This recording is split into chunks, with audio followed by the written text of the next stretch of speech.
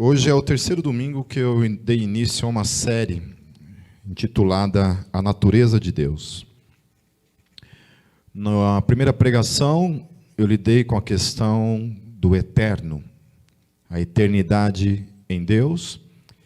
Na segunda pregação, eu lidei com a questão do amor, dentro da natureza de Deus. E hoje eu vou lidar com a questão do Criador. Deus como Criador. Amém? Lembrando que desde a primeira pregação, eu falei que essa série, A Natureza de Deus, ela tinha como finalidade apontar para Cristo. Hoje, ainda se tem muitos questionamentos e muita gente não aceita essa questão de Jesus ser Deus. Então, dentro da nossa perspectiva cristã, nós defendemos a crença num Deus trino, que se revelou como Deus Pai, Filho e Espírito Santo. Alguns entendem de um modo unicista, ou seja, que literalmente não são três pessoas, mas é uma única pessoa que se manifesta de alguma forma como Pai, como Filho e como Espírito Santo, mas se trata de uma única pessoa. Portanto, não seriam três pessoas, certo? E alguns nem acatam a questão da divindade de Cristo, entendem que Jesus é simplesmente um ser criado, uma espécie de anjo acima de todos os anjos, mas é uma espécie de um semideus, né?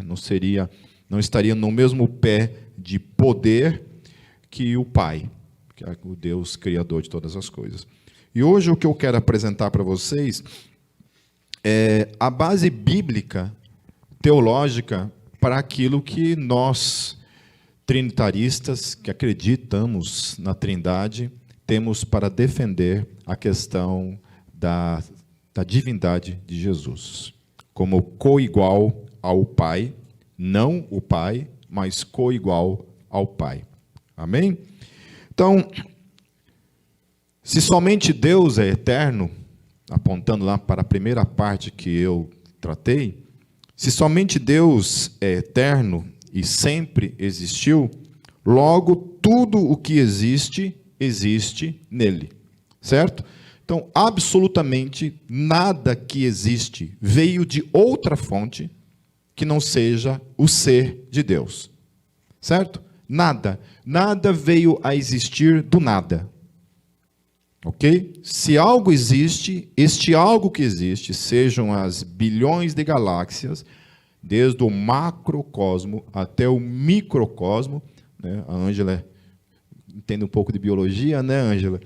Sabe que o universo microscópico, aos quais a gente não enxerga, também é algo absurdamente inumerável, incontável, certo? Então, toda a existência, então, desde os seres, dos menores seres, até todo o universo, veio a existir a partir desse ser, o qual nós chamamos Deus. Porque ou o universo é eterno, ou Deus é eterno, ok? Nas próximas pregações, eu vou lidar um pouco sobre a questão da ciência, aquilo que a ciência aponta acerca dessa questão da criação, né, da origem da criação, e aquilo, então, que está em concordância com aquilo que a Bíblia afirma acerca de Deus. Então, lá em Gênesis 1, nos versículos 1 e 2, 3 diz assim: No princípio criou Deus o céu e a terra. A terra era sem forma e vazia, e havia trevas sobre a face do abismo, e o Espírito de Deus se movia sobre a face das águas. E disse Deus: haja luz, e houve luz. Então, toda a Escritura, ela inicia a sua gênese com essa premissa, fundamentando que tudo o que existe, então, veio a existir porque Deus, o Eterno, criou todas as coisas. certo? Daí fundamenta toda a nossa crença. Então, dentro dessa questão, eu, numa conversa com meu filho, a respeito dessa questão de ateísmo, ele tem praticamente todos os amigos dele são ateus e não acreditam na existência de Deus. É uma geração que nós temos hoje em mãos, fatalmente caminhando para aquilo que a Europa se tornou. Uma geração toda nasceu já sob essa concepção de que Deus não existe. Porque eu, compartilhando com ele, eu falei assim, eu fui criado na igreja. Então, mesmo na minha adolescência, dentro do movimento punk, em nenhum momento eu concebi a existência sem acreditar que existe um Deus que criou todas as coisas. Se eu tive dúvidas da existência de Deus, sim. Houveram momentos que eu tive dúvidas da existência de Deus. Às vezes, até hoje, algumas coisas acontecem, isso se passa pela cabeça, se cogita na cabeça a questão da não existência de Deus. Mas isso só passa, né, como eu tenho uma grande carga de conhecimento teológico, filosófico, científico e experimental na minha própria vida, isso só passa também, né? No máximo, tomo um cafezinho e já vaza da minha mente. Porque quando eu olho para todas as evidências da fé cristã, apontando para a veracidade dela, isso também só dá um relâmpago ali só e a gente já cai em si. E isso. Então, eu estava conversando com meu filho e falando para ele assim, que eu nunca concebi a existência sem acreditar na existência de Deus. Nunca. Para mim é inconcebível até mesmo pensar que tudo surgiu do nada, simplesmente do nada por si mesmo. Então, eu vejo muitas vezes a própria ciência utilizando de terminologias para falar a respeito da teoria da evolução. Não estou questionando a teoria da evolução. Estou apenas falando que muitas vezes se usa terminologias como se dando à teoria da evolução ou à ideia da evolução uma questão meio que consciente, como se a evolução fosse um ser consciente, que simplesmente ela se organiza, ela pensa, ela projeta aquilo que ela procura ser. Então, está lá, um pavão, por exemplo, né, tem aquele rabo lá muito grande, né, e aquilo pode atrapalhar ele quando um tigre ataca ele. Então, alguma coisa no DNA daquele pavão pensa assim, cara, eu preciso eliminar esse problema. Está entendendo?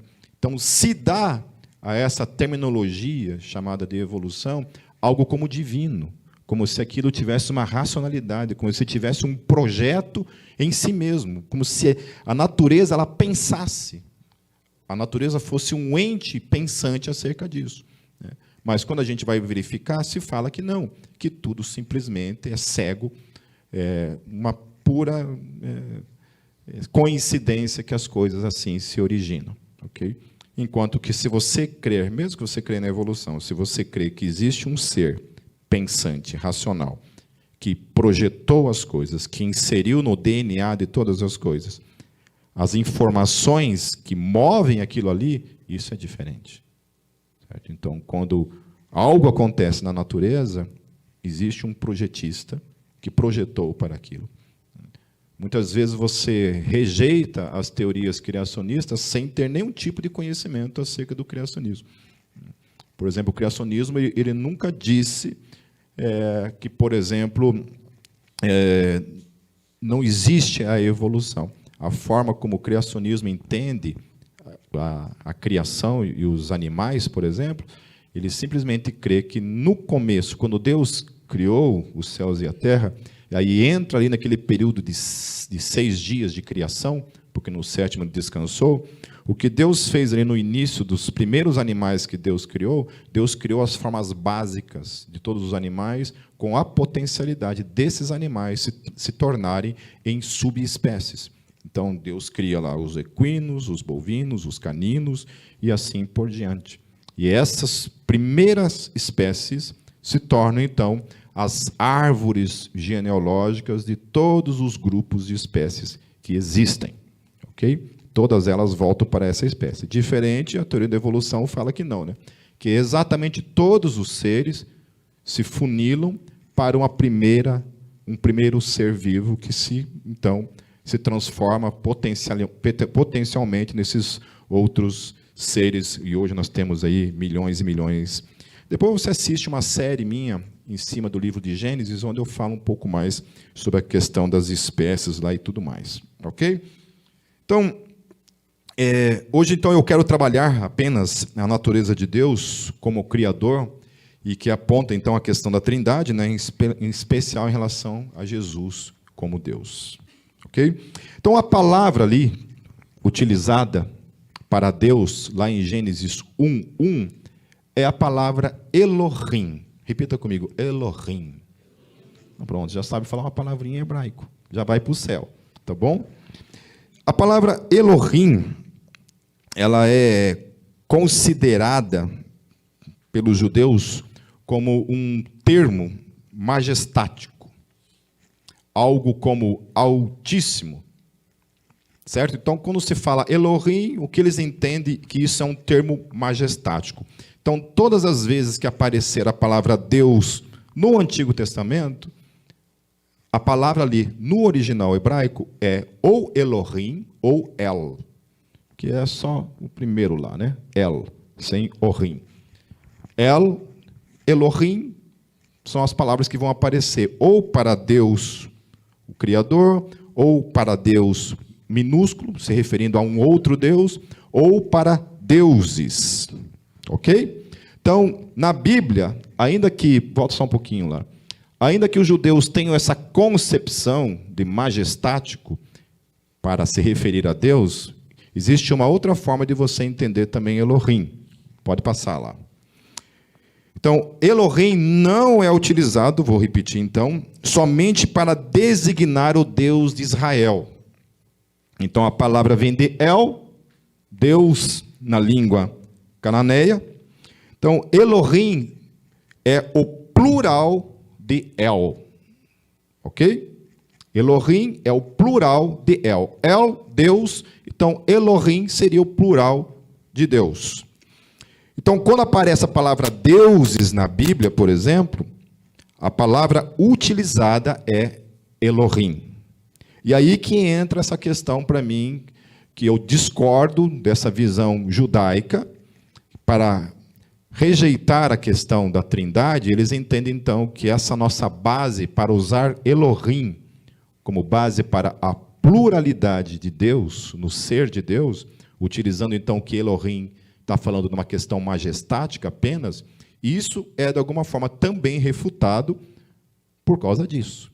Porque Elohim é, por si mesmo, uma palavra plural. Ok? Ela não é necessariamente uma palavra singular. Ela é uma palavra que aponta para algo plural. Por isso que se utiliza também se referindo aos demais deuses. Então, eu vou apresentar 3 textos somente, mas tem outros textos, 3 textos somente que vão fazer uso dessa palavra Elohim, apontando para a questão dos deuses. Lá em Êxodo 18, 10 a 11.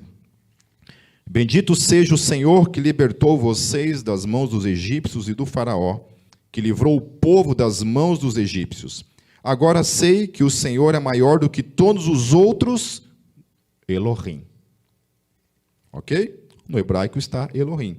Pois ele os superou exatamente naquilo que se vangloriavam. Então, note que está utilizando então para plural, certo? Plural. Deuteronômio 32, 17.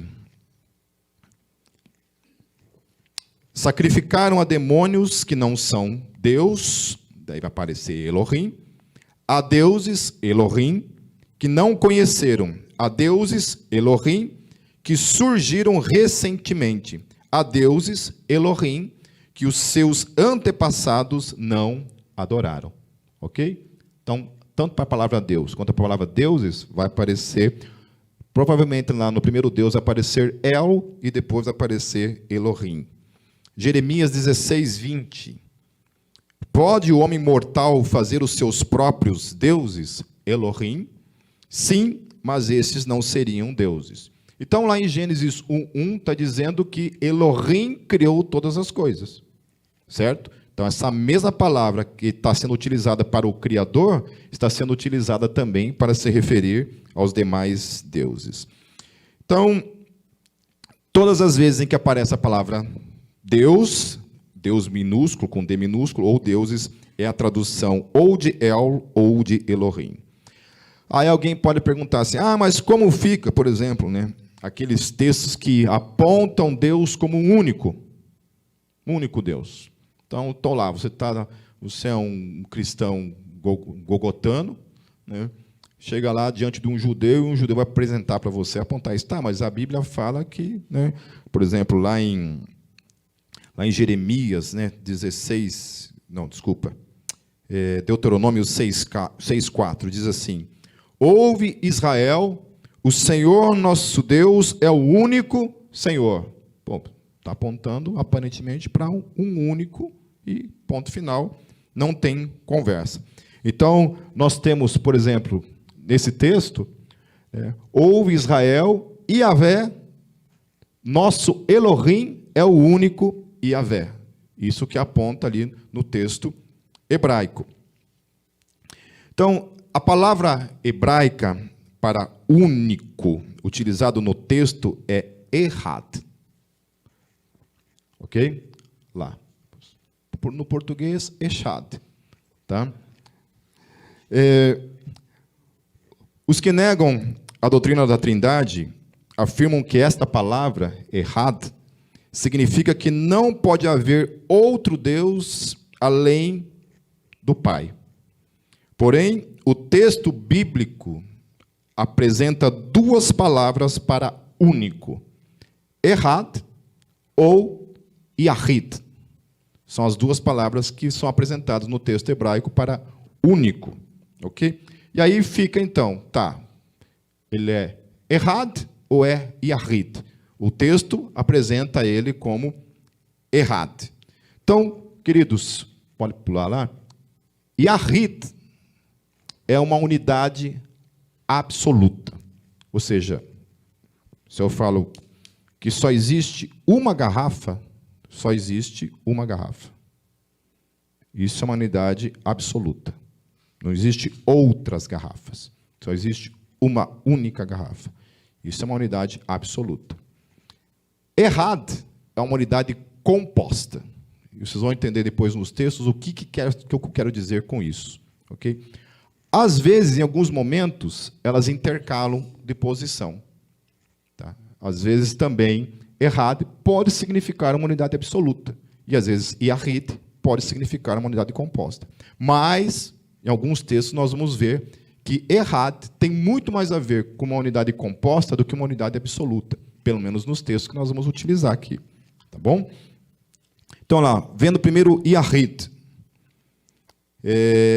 Gênesis 22, 2, disse assim, e disse, toma agora o teu filho, o teu único, Yahid, filho Isaque, a quem amas, e vai à terra de Moriá, e oferece-o ali em holocausto sobre uma das montanhas, que eu te direi. Então, aqui está utilizando de modo também absoluto, ao mesmo tempo também apontando para que existia Ismael. Certo? Mas aqui está dizendo por que ele é único. Porque ele era o único filho da promessa. Então não existia mais do que um filho da promessa para Abraão. Abraão só tinha um filho que nasceu da promessa. E esse era Isaque. Então ele era Yahid. Assim como eu falei da garrafa, Isaque era único. Ele era Yahid. Certo? Não existiam outros Isaque. Só existia um único Isaque. Lá em Provérbios 4:3, diz assim, porque aí Salomão, falando dele mesmo, porque eu era filho tenro na companhia de meu pai e único, e Yahid diante da minha mãe. Então, quando ele fala isso, ele era o único filho da mãe dele. Não tinham outros irmãos, quando ele fala isso. Ok? Ele está apresentando um tempo na vida dele em que ele era Yahid. Não existiam outros. Ele era único. Certo? Agora, Ehad. Olha só, quando a Bíblia usa o termo Ehad, como ele aponta para essa questão de uma unidade composta e não absoluta. Lá, Gênesis 2, 24. Portanto, deixará o homem o seu pai e a sua mãe, e apegar-se-á à sua mulher, e serão ambos uma, carne. Ok? Então, todo aquele que casa, eu casei, sou um homem casado, né, casei com a Kátia, a gente é uma unidade absoluta? Não. Certo? Eu não deixei de ser quem eu sou e nem ela deixou de ser quem ela é. Nós dois formamos uma unidade, uma só carne. Mas são dois seres, não são? São dois seres que compõem uma única casa, uma única carne, chamada casal, chamada, né, família, está ali. Certo? Então, errado. Se fosse uma unidade absoluta, um dos dois tinha que deixar de existir e se tornar uma coisa só. E nós não somos uma coisa só. Nós formamos uma unidade sem sermos a mesma pessoa. Somos duas pessoas formando uma unidade. Gênesis 3, 22. Então disse o Senhor Deus: eis que o homem é como um de nós, sabendo o bem e o mal. Ora, para que não estenda a sua mão, e tome também da árvore da vida, e coma e viva eternamente. Então, como um errado de nós, também apontando o quê? Uma unidade composta. Nós nos tornamos Deus? Adão se tornou Deus quando conheceu o pecado? Não. Então, em que sentido ele está dando ali? Que eles faziam parte do mesmo conhecimento. O homem, então, fazia parte de uma mesma unidade composta que Deus. E agora ele passou a conhecer o mal também, o bem e o mal. Gênesis 11, 6.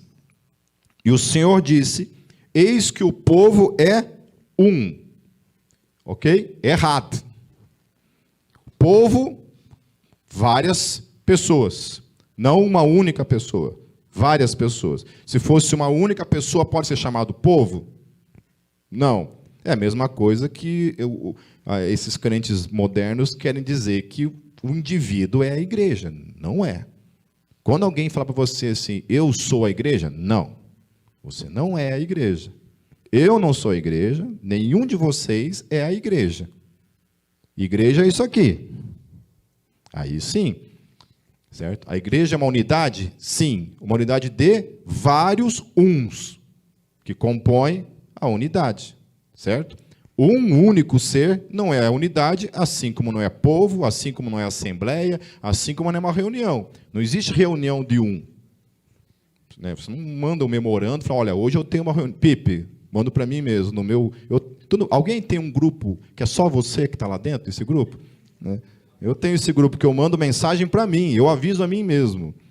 Guardo as coisas. Né? Às vezes eu tenho um divã comigo mesmo ali. Né? Certo? Então, assim, a mesma coisa. Nós formamos essa unidade, esse errado, assim como um povo, são vários indivíduos que formam essa unidade composta de vários seres, ok? Lá, Gênesis 34, 10, o último texto. Existem outros textos, estou apresentando aqui para não ficar um negócio muito, né, exaustivo. Então, dar-vos-emos as nossas filhas, e tomaremos nós as nossas filhas, e habitaremos convosco, e seremos um, errado, povo. Ok? Entenderam o uso da palavra errado? Então, ela é utilizada também para, então, apontar a questão composta. Então, quando o texto está falando, Yahvé é o errado, Elohim, ele é o único Elohim, o único Deus. Lembra que eu falei da palavra Deus, Elohim? É o plural de El. Ainda que os judeus apontem isso, e alguns teólogos também, para a questão majestática do termo, né, como altíssimo, isso é muito complicado quando a gente quer aplicar isso. Como a gente aplica isso quando utilizado na Bíblia para se referir a outros deuses? A Bíblia está chamando os outros deuses de majestáticos? De altíssimos? Não. Ok? Mas ela está dizendo o seguinte, só existe um Elohim. Só existe um único que é um composto. Ele é um errado. Ele não é um Yahid. Ele é um errado. Existe algo composto nesse ser, chamado Deus. Então, o que concluímos com isso é que há sim, no hebraico bíblico, base linguística que criou abertura para a doutrina da Trindade, que somente foi revelado de modo absoluto no Novo Testamento, obviamente. Ok? Então, eu não estou querendo dizer aqui que no tempo de Jesus, então, os judeus tinham uma concepção, além dessa questão majestática, de que em Elohim, o Elohim ao qual eles criam, era mais do que um único ser. Eles não tinham essa concepção. Certo? Não é isso que eu estou dizendo. Não estou dizendo que quando chegou o tempo de Jesus ali, eles esperavam que a Trindade se revelasse. Ok? Eles tinham uma única concepção de que Deus era um e ponto final. Era só o Pai mesmo e acabou. Ainda que o Antigo Testamento dá margem para revelar também a presença desse Elohim se manifestando de outras maneiras, de outras formas, apontando que era mais do que um único ser em Deus, é o Novo Testamento que vai nos revelar. Ok? Então, como o Novo Testamento revela o ser de Deus, que é o que nos interessa. Porque sempre eu falo isso e vou falar mais uma vez. O Antigo Testamento não é uma revelação completa. Ok? Não é uma revelação completa. Teólogo que rejeita as doutrinas neotestamentárias, porque o Antigo Testamento assim não afirmava de modo claro, comete um erro grotesco em questões de interpretação. Porque aí lascou tudo. Porque se eu for esperar, por exemplo, o Antigo Testamento falar de inferno, não fala. Se eu for esperar o Antigo Testamento falar sobre imortalidade da alma, não fala. Então, é o Novo Testamento que vem e revela coisas que não estavam lá, mas vem e traz. Então, muita gente rejeita algumas doutrinas do Novo Testamento, dizendo que, porque não tem no Antigo Testamento, então não serve. Ainda que o Novo Testamento está falando de modo claro. Ele tenta fazer uma exegese ou uma interpretação do Novo Testamento baseado nessa premissa, então, que se não está no Antigo Testamento, não serve. E é o contrário. É totalmente o contrário. O Antigo Testamento tem que ser lido à luz do Novo Testamento, e nunca o contrário. Então, se o Novo Testamento afirma coisas, por exemplo, no livro que graças a Deus já está tudo pronto, está na mão do Macarrão, então vocês cobrem o Macarrão tem que terminar a parte dele lá. Sobre escatologia, aonde eu aponto essa questão. O que eu estava falando, me deu um branco agora, eu fui falar do Macarrão, fui falar mal do Macarrão. Isso, eu aponto lá, falando assim, que há coisas que Jesus disse, esses dias alguém me mandou um vídeo lá de uma teóloga de YouTube lá, falando que um dos textos que o Novo Testamento aponta como cumpridas em Cristo, e está falando que se cumpriu em Cristo, ela foi olhar o contexto veterotestamentário dizendo que não, que aquele texto não está falando de Jesus. Eu falei assim, nossa, todos os apóstolos falam que sim. E ela fala que não, essa daí, essa sabe mesmo. Então, eu falei para o cara, olha, me desculpe, mas eu acredito em Paulo, acredito no que o que Jesus disse de si mesmo. Foi ele quem falou isso. Olha, as Escrituras testificam de mim, apontam para mim. E os apóstolos testificaram, falando, sim, apontam. Então, você olha lá, talvez tem salmos ali que você lê ali, e você só sabe que aponta para Cristo, porque no Novo Testamento está dizendo que sim, que está apontando para Cristo. Amém? Então, se o Antigo Testamento lida com Elohim como um termo também utilizado para deuses, e a palavra Errad também pode significar uma unidade composta, então temos o Novo Testamento nos revelando algo interessante. Então, o Novo Testamento vai utilizar dessa abertura que o Antigo Testamento tem para revelar algo muito interessante. Então, hoje é só a primeira parte do que a gente vai adentrar. Vamos lá, o primeiro texto. O famosíssimo João 1,10, e que os testemunhos de Jeová fazem um embaraço com esse texto, que, olha, misericórdia. É um malabarismo teológico, e não só os testemunhos de Jeová, mas eu vejo muitos teólogos, inclusive, cometendo o mesmo erro. Então, vamos utilizar ali a palavra grega para Deus ali. No grego vai ser theos, ok? Que é o termo grego utilizado para Elohim. Então, se você pegar lá a Septuaginta, que é a cópia grega feita lá muitos anos antes de Cristo, 300 anos antes de Cristo, fizeram uma cópia do Antigo Testamento para o grego. Essa cópia se chama Septuaginta. Okay? Então, quando esses escritores judeus lá foram traduzir a Bíblia do hebraico para o grego, eles fizeram, então, o que se chama Septuaginta, que foi escrito 300 anos antes de Cristo. Não tem nada a ver com o Novo Testamento. Okay? Jesus não tinha vindo ainda, não existia apóstolo, não existia nada disso, não existia igreja. Esses caras, quando traduziram Elohim, eles utilizaram a palavra theos. Ok? Theos. Que daí vem do latim também a palavra Deus, que alguns burros por aí ficam falando que vem de Zeus. Não vem de Zeus, ok? Não vem de Zeus. A palavra Deus e a palavra Zeus vêm de uma mesma raiz, mas não é verdade que Deus vem de Zeus. Já ouviram falar isso? Que Deus vem de Zeus? Está cheio de YouTube falando esse tipo de coisa. Isso não é verdade. Okay? Tem um termo ali que se utiliza, eles têm a mesma raiz, mas uma coisa não tem nada a ver com outra. Assim como theos. Theos, no grego, assim como Elohim, Elohim é utilizado para se referir ao Deus verdadeiro, a um Deus menor, um Deus que não existe, e utilizado para os deuses, theos também. Theos é utilizado para se referir ao Criador, é utilizado também para se referir aos demais deuses do panteão grego. Ok? Assim como Deus. Deus também, do latim, também pode ser utilizado para se referir aos deuses. No nosso caso, né, o plural, mas no hebraico não tem, e nem no grego. Ok?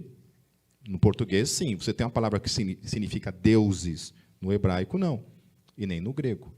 Ok? Então, lá, o texto diz assim: no princípio era o verbo, e o verbo estava com Deus. No hebraico, Elohim. Repita comigo, Elohim. Vocês precisam decorar essa palavra, queridos, senão não vão para o céu. Ok? Certo? E o verbo era, no hebraico, Elohim. Certo? Olha o que a Bíblia está dizendo. Gênesis 1:1 disse o quê? No princípio, Elohim criou os céus e a terra. E agora João está dizendo que no princípio era o verbo, e o verbo estava com Elohim, apontando o quê? Yahet. Yashed. Certo? Não, desculpa, Errad. Misturei as duas aqui. Está apontando o quê? Errad. Certo? E o verbo era Elohim. Olha o que o texto está falando. Ele estava no princípio com Elohim.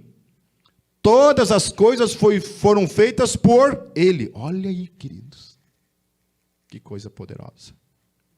Gênesis 1:1. Elohim criou todas as coisas.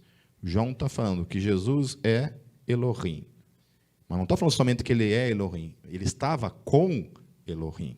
Se ele estava com Elohim e ele era Elohim, eles eram a mesma pessoa? Não. Então, isso derruba essa ideia dos unicistas de que são uma mesma pessoa. Não são a mesma pessoa. Porque se ele estava com, não está apontando que ele era a mesma pessoa. E nem em um único momento a Bíblia aponta que era um único ser. Mas sim que eram dois seres.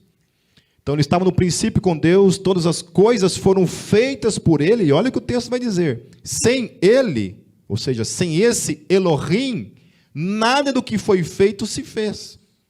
Então, logo, se Elohim criou todas as coisas, e Jesus estava com Elohim, logo, haviam dois Elohim criando todas as coisas ali. Unidade composta. Errado. Ok? Então, nele estava a vida era a luz dos homens, e a luz resplandece nas trevas, e as trevas não o compreenderam. E aí, no final ali, estava no mundo, e o mundo foi feito por ele. E o mundo não o conheceu.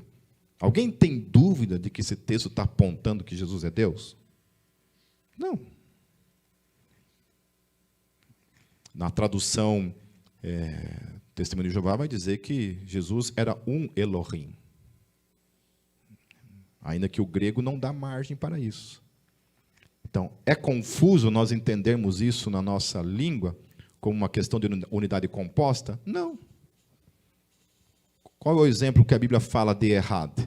Eu e minha esposa somos um, dois seres, compostos em um.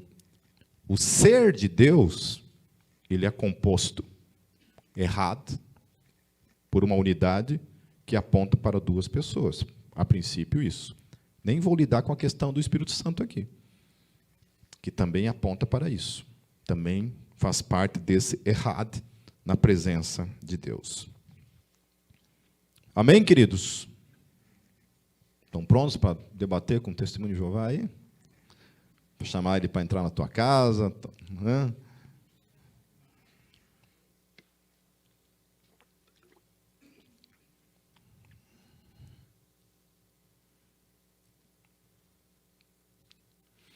Colossenses, queridos, 1, 15 a 17. Falando de Jesus.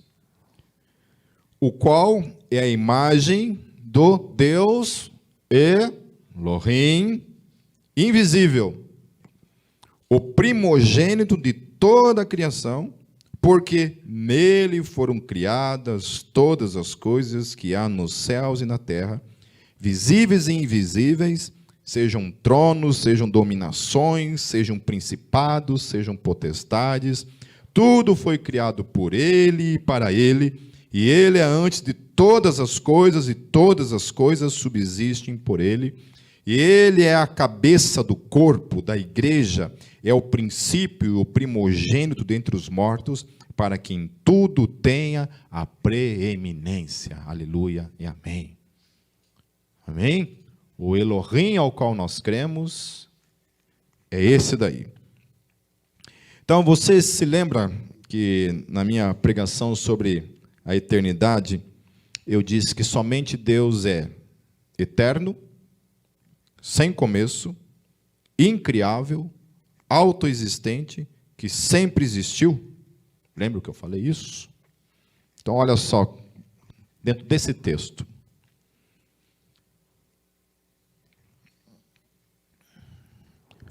Somente Deus é eterno, sem começo, né, como eu falei, incriável, autoexistente, que sempre existiu e que sempre existirá. Não sei porque está esse ponto de interrogação aí.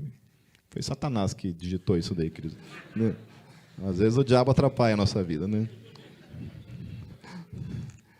Próximo. Vamos sair do Satanás ali. Ó.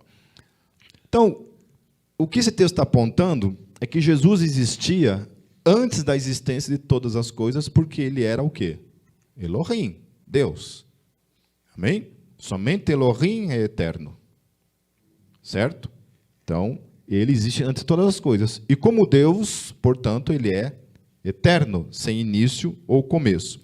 Então, próximo lá. Jesus é o Criador de todas as coisas. O Criador do mundo. É o que o texto está apontando. Então, ele trouxe tudo que existe à existência. Se algo existe, somente existe por meio do seu ato criador. Então, sem ele, sem a pessoa de Jesus, o nosso Elohim, nada existiria. Ok? E a outra coisa que o texto aponta é que tudo foi criado por ele e para quem? Para ele.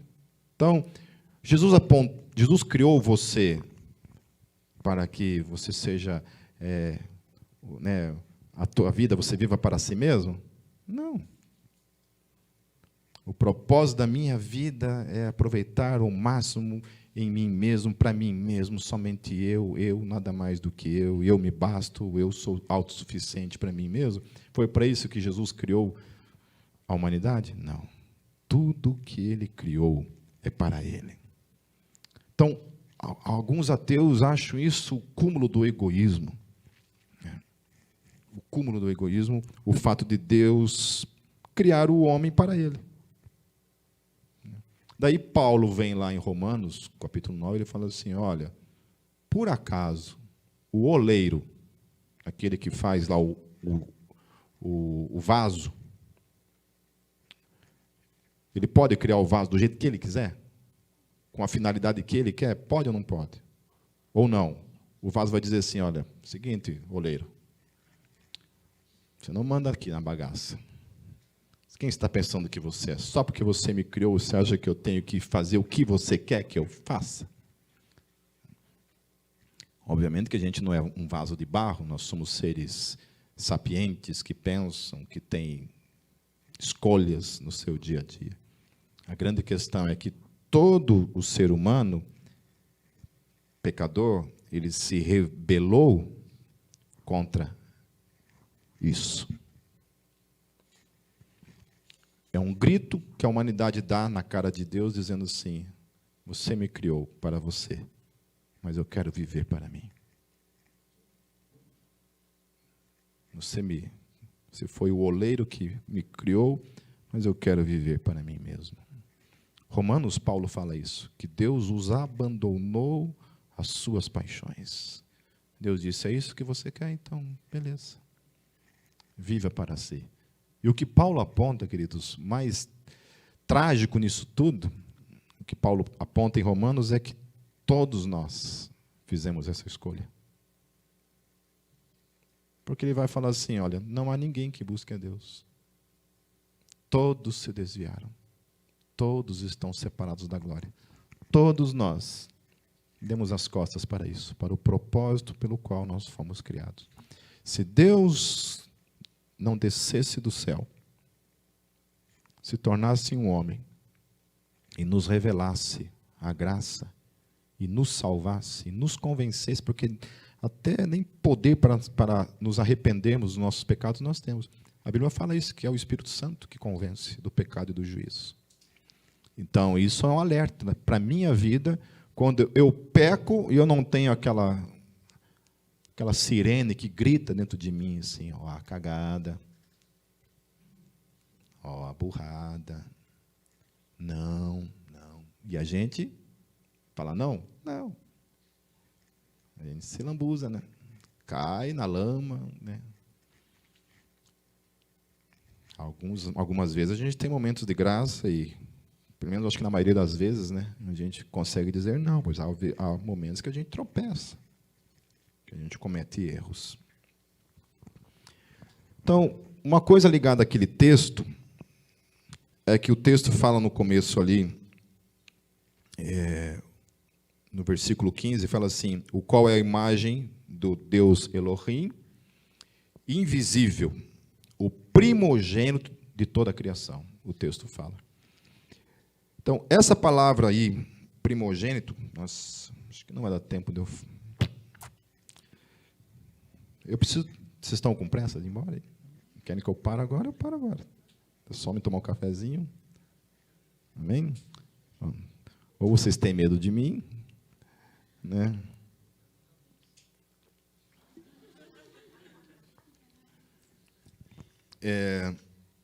Tá, vamos lá, eu vou tentar falar rapidinho, então. Eles apontam o seguinte, existe, então, uma falsa interpretação feita por muitos, né, especialmente pelos testemunhos de Jeová, entre outros, em cima dessa questão de Colossenses 1, esse versículo ali, em especial. Eles dizem que esse texto aponta que Jesus foi o primeiro ser criado por Deus, porque ele é o primogênito de toda a criação. Então, isso apontaria que ele foi o primeiro ser criado. Então, Jesus, alguns até falam que Jesus, os adventistas também, não sei se ainda falam esse tipo de coisa, mas houve uma época que eu li alguns livros que falavam que Jesus era o tipo anjo Miguel, né? Apontando, então, que Jesus era um ser criado e não o Deus criador. insinuando então com isso que Jesus ele foi criado por Deus. Certo? Ok? Então você vai ter muitos vídeos aí utilizando esse versículo, apontando isso.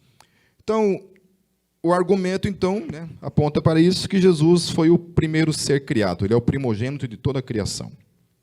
Então, lá em Apocalipse 3,14, nós temos outro texto também que fala sobre Jesus em relação a ele ser o princípio da criação. Então diz assim, ó: e ao anjo da igreja de Laodiceia escreve: isto diz o Amém, a testemunha fiel e verdadeira, o princípio, ali no grego vai estar arché, ou arché, da criação de Deus. É isso que Apocalipse vai dizer. Então, Paulo está dizendo que Jesus é o primogênito da criação, e João, lá em Apocalipse, escrevendo aquilo que foi revelado para ele, isso aqui não vem do apóstolo João, certo? A Bíblia diz lá no comecinho, lá, escreve essas palavras, e essas palavras vêm da parte do próprio Deus, que ele é o arché da criação de Deus. Então, uma coisa que tem que ser observada é que essa carta foi escrita para quem? Para a igreja de Laodiceia. Ok? Guarda essa questão aí. Lá em Colossenses 4,16, olha o que Paulo fala acerca da carta de Colossenses. E quando esta epístola tiver sido lida entre vós, fazei que também o seja na igreja de Laodicenses. E aqui veio de Laodiceia, leve-a para vocês também. Leve a vós também. Ok? Então, Paulo escreve Colossenses, ele envia essa carta para a igreja de Laodiceia, e a carta que havia sido enviada para a igreja de Laodiceia viria, então, também para a igreja de Colossenses, de Colosso, para ser lida. Ok? Então, a igreja de Laodiceia conhecia muito bem esse conceito de primogênito, ou de princípio da criação, ou essa questão de arché, que João utilizou. Ok? Então, olha só. Platão, essa palavra arché é uma palavra grega. Olha o que Platão falava da palavra arché. Arché é a força geradora, a força originadora, ou aquele que começa, que gera. Arché é a primeira causa, ou seja, é aquilo que causa a existência. Então, quando a Bíblia fala que Jesus é o primogênito da criação, ou é o princípio da criação, o arché da criação, é isso que ela está dizendo.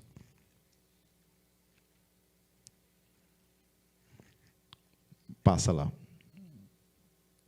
Então, se Jesus é o arché, Jesus é a força geradora, a força originadora, aquele que começou toda a existência, que gerou tudo, ele é a primeira causa.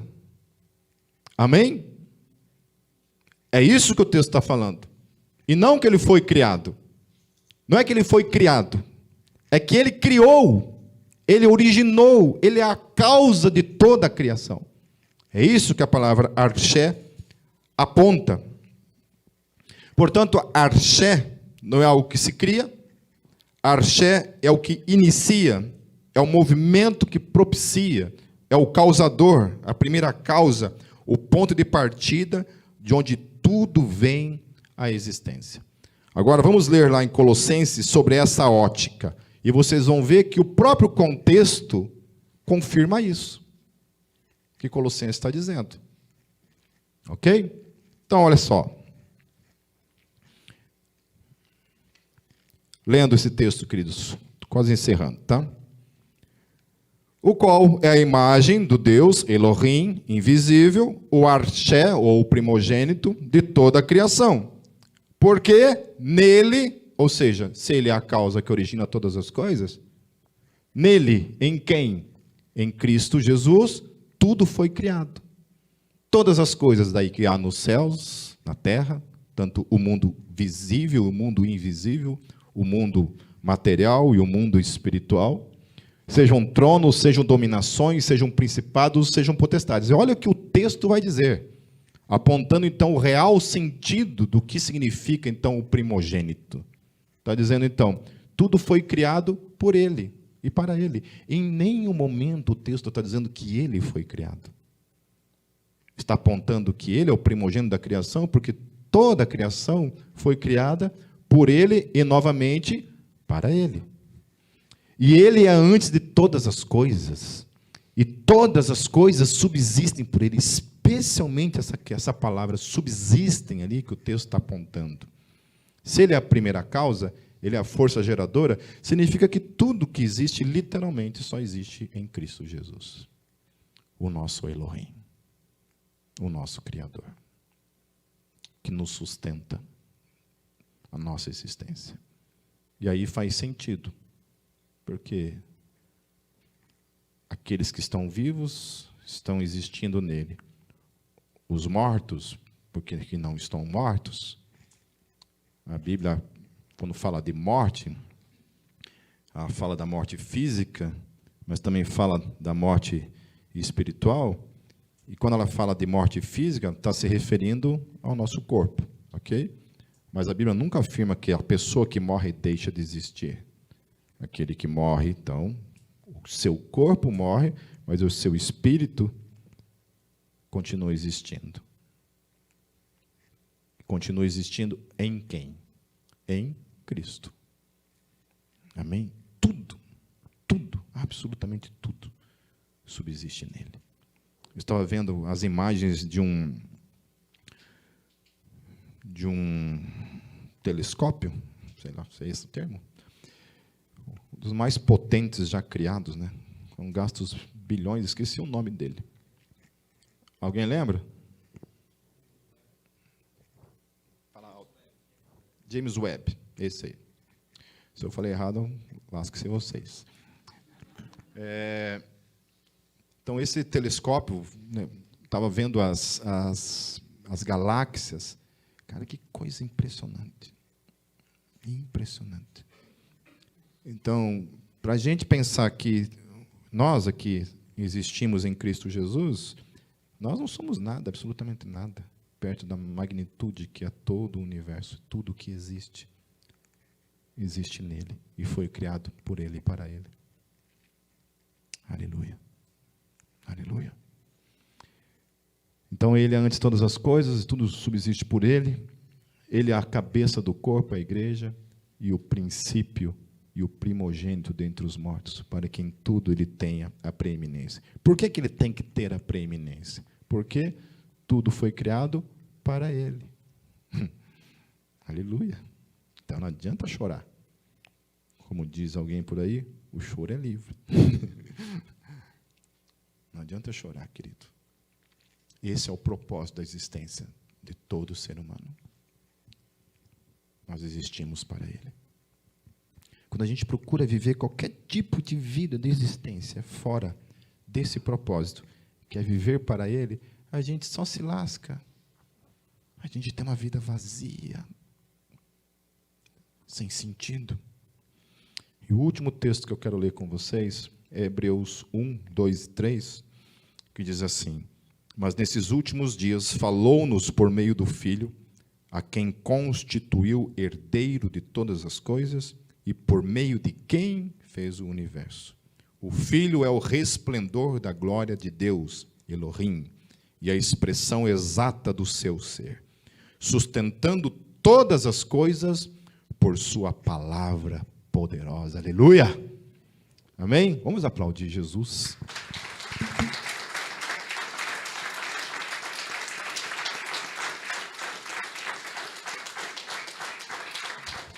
Amém. Pô, vocês nem para ser pentecostal, quando eu libero, vocês servem, né? Amém? Fala aleluia! Quem fala em língua pode falar aí, não. Eu libero hoje, não precisa ter intérprete. Amém, queridos? Amém? Tudo apontando para Cristo, como o nosso Elohim, juntamente com o Pai, juntamente com o Espírito Santo de Deus, o nosso Elohim. Essa unidade composta ao qual eu não tenho uma dificuldade de entender isso. uma vez que errado aponta para uma unidade composta, eu entendo perfeitamente que é uma relação em Deus. Deus é um ser relacional de três que se relacionam eternamente e que agora chamou você para fazer parte disso. Porque Ele deu a você, Ele criou você para dar a você essa qualidade eterna, quantitativa e qualitativa, e derramou em mim e em você esse amor que existia na eternidade e que agora você usufrui.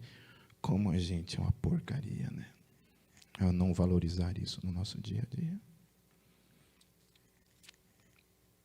Como a gente despreza uma revelação tão grande dessas. Ai de nós, queridos.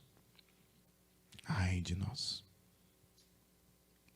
Ai de nós, por recebermos uma revelação tamanha da parte de Deus no nosso coração. E insistimos em viver a vida medíocre que vivemos. Que Deus tenha misericórdia de nós. Nos edifique sobre a palavra, sobre essa verdade que nós ouvimos nessa noite. E nos transforme. E nos transforme. Naquilo pelo qual nós fomos criados. Por Ele e para Ele. Vamos orar.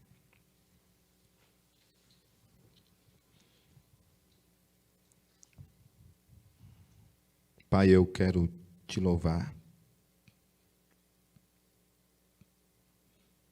Jesus, eu quero te louvar. Espírito Santo, eu quero te louvar nessa noite. Elohim, nós te somos gratos, porque você se revelou a nós de forma tão maravilhosa. Elohim, obrigado porque você nos deu a tua eternidade, essa vida eterna. Obrigado porque ela nos transformou, a tua vida em nós. Especialmente porque o Senhor derramou do teu amor, esse amor eterno, que hoje também está em nós e nos transforma. Perdoe-nos, Senhor, por muitas vezes, Senhor, não vivemos de acordo com essa revelação. Muito longe estamos, Senhor, de viver de acordo com aquilo que o Senhor tem revelado do teu ser para com todos nós. Mas nós te somos gratos da mesma forma, Senhor. Obrigado por nos amar, Senhor, apesar de nós mesmos. Obrigado porque o Senhor permanece fiel, mesmo diante da nossa infidelidade. Obrigado porque o Senhor nos amou quando nós éramos teus inimigos, Senhor. Obrigado porque foi o teu Espírito que iniciou essa obra maravilhosa e que irá completá-la. Nós cremos nisso. Confiamos que nada, absolutamente nada, poderá nos separar do teu amor. Nada, nem o porvir. Nem o porvir. Nos dê graça, Senhor Jesus, para caminharmos segundo a revelação da tua palavra. Obrigado. Obrigado por essa noite, por tudo que aconteceu nessa noite. Pelo privilégio, pela bênção de estarmos aqui nesse dia, nesse lugar, presenciando tudo que o Senhor falou em nossos corações. Em nome de Jesus. Amém.